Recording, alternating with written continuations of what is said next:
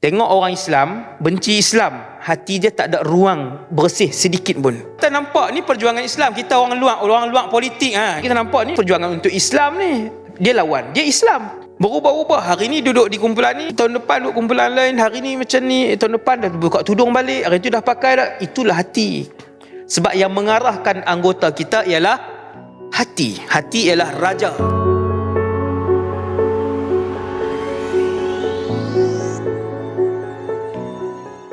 Hati ni makhluk yang Allah Ta'ala cipta sangat luar biasa. Ada dalam badan kita. Bila kita kata cakap dalam hati, orang bahasa di mana? Bahasa kat sini ke bahasa kat lutut? Cakaplah hati di sini. Tapi kalau belah yang ni 100 belahan di sini, kalau kita belah 100 belahan tak jumpa. Dia bukan fizikal, dia yang nurani tu. Dia tak ada fizikal, tak ada, tapi benda tu wujud. Ni dahsyat ni. Dan sekarang kita boleh sebut di hati kita. Sifat dia kalau buat dosa dia hitam. Dia titik. Nabi kata sampai semua jadi hitam, kemudian dia dilapis tebal, sangat hitam. Waktu tu dia membenci agama dan Islam. Tengok orang Islam, benci Islam, hati dia tak ada ruang bersih sedikit pun. Ada tak zaman hari ni?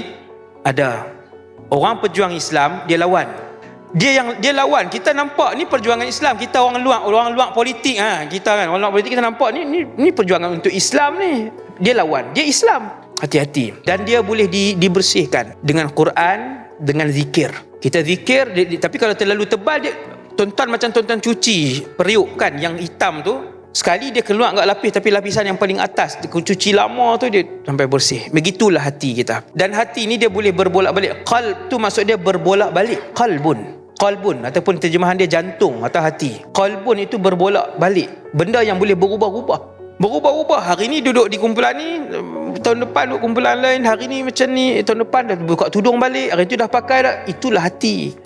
Sebab yang mengarahkan anggota kita ialah hati. Hati ialah raja pada semua. Kalau dia bagi arahan untuk berzikir, mulut zikir. Tuan-tuan, yang duk arah kita apa-apa, hati. Yang buat keputusan hari-hari kita bangun kan. Kita bersembang dengan apa? Tangan kah? Nak bangkit ke apa? Letih tidur. Kemarin pun bangkit lambat. Kita bangun, kita tak cakap dengan siapa?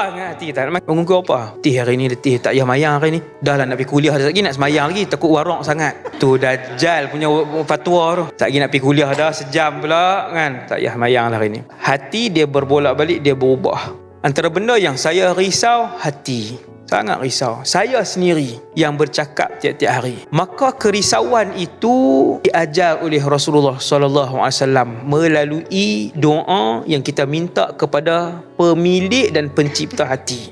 Allahumma ya muqallibal qulub, tsabbit qulubana, ataupun tsabbit qalbi ala dinika wa ta'atik. Doa untuk minta ditetapkan hati. Kalau tak mau doa Allahumma ya muqallibal qulub, tsabbit qalbi ala dinik wa ta'atik, tak mau doa tu, ambil doa dalam Quran. Rabbana la tuzigh qulubana. Wahai Tuhan, jangan kau gelincirkan hati yang berbolak-balik ini.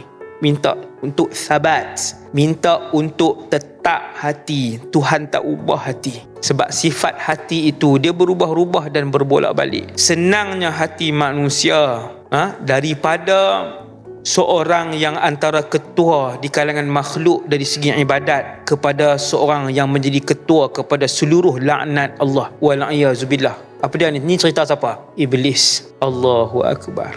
Daripada salah seorang ketua yang paling banyak ibadat, Iblis, salah seorang ketua di kalangan yang paling banyak ibadat, kepada satu makhluk hari ni yang paling Allah laknat sampai kiamat bila-bila, Iblis. Mohonlah dengan pemilik hati untuk Allah Ta'ala jaga hati kita. Hari-hari berdoa. Itu antaranya.